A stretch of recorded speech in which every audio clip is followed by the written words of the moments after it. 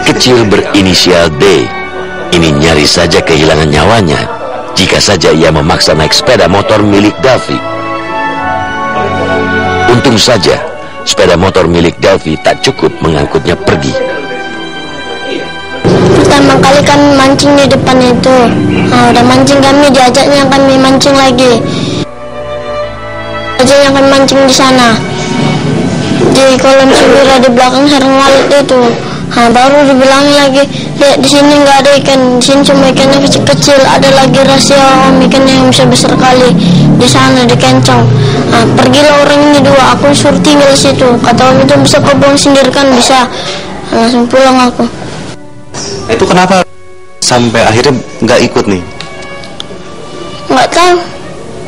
Oh, jadi waktu itu nggak diajak juga sama mereka atau gimana? Diajak. Nah itu kenapa nggak ikut? Gara nggak muat dari kereta. Pantesan disuruh turun di situ. Bisa ceritakan orang itu seperti apa sih sama teman-teman? Enggak, dia nawar-nawar aja sama kami. Dibilangnya, "Ayolah, ada rasa om ikan di sana." Sebenarnya kami nggak mau. Ditawar-tawarnya kami, kalau si diam-diam aja. Oh gitu. Sering nggak bermain sama itu atau mungkin sering ketemu mungkin? Baru sekali ini kami sering nengok dia.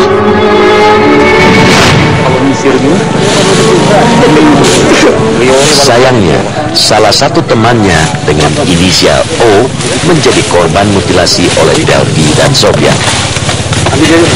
Pengalaman hampir menjadi korban kebiadaban Delvi JS juga dialami oleh anak lain yang berinisial J. Ia bahkan sempat dibawa pergi oleh tersangka Sofian.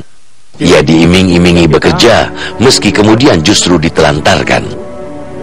Beruntung, orang tua J aktif mengadukan kehilangan anaknya ke polisi sejak kasus sodomi mencuat di media.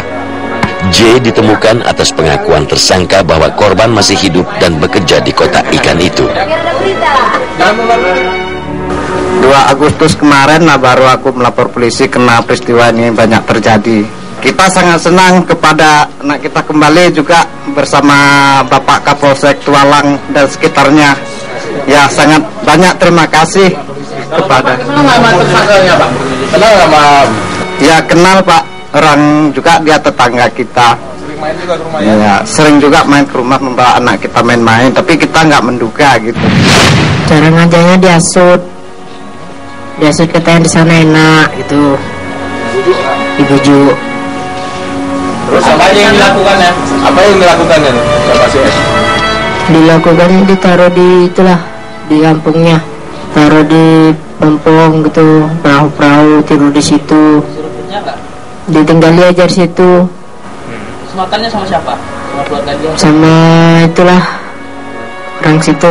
Jadi selama kamu di situ ada selain kamu siapa aja yang dibawa? Nah, ada cuma saya sendiri situ, 2-nya. Kamu kenal sama dia udah berapa lama? Udah lama juga. Kenalnya dari mana? Kenalnya dari hutan cari kayu. Perlakuannya. Kamu ngapain? Sempat dipanjangin nggak? Nggak ada.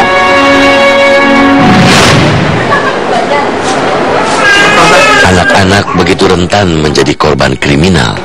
Deretan kasus kekerasan terhadap anak seolah tak kunjung bisa dicegah.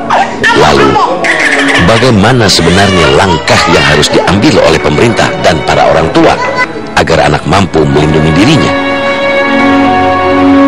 Langkah antisipasi yang bisa kita lakukan bisa berfokus pada pelaku alias orang dewasa dan bisa berfokus pada anak-anak alias potensial korban. Kepada orang dewasa, riset membuktikan bahwa hingga hari ini belum ditemukan sebuah formula jitu, belum ditemukan sebuah resep mujarab untuk memodifikasi orang-orang yang punya hasad maupun orang-orang yang punya kebiasaan melakukan hubungan seksual dengan anak-anak. Menyadari hal macam itu, maka di sejumlah negara akhirnya orang-orang macam ini dikenai pembatasan ruang gerak. Mereka dikirim ke bui, tapi tidak hukuman mati, walaupun saya sungguh-sungguh berharap hukuman mati. Jadi kelak ketika mereka sudah keluar dari lembaga pemasyarakatan atau penjara, kepada mereka dikenakan pembatasan, mereka tidak boleh keluar dari jarak sekian mil. Mereka harus melapor ke kantor polisi berapa kali dalam seminggu. Lalu kepada masyarakat disebarkan public notice bahwa berdebah yang satu ini sudah kembali ke tengah-tengah masyarakat. Lihat wajahnya baik-baik, kenali ciri-cirinya, dan catat nomor telepon yang tercantum. Begitu Anda melihat orang ini berkeliaran tak tentu arah, maka segera lapor kepada aparat berwenang. Lagi-lagi anak-anak menjadi objek kasus kriminal yang menggemparkan.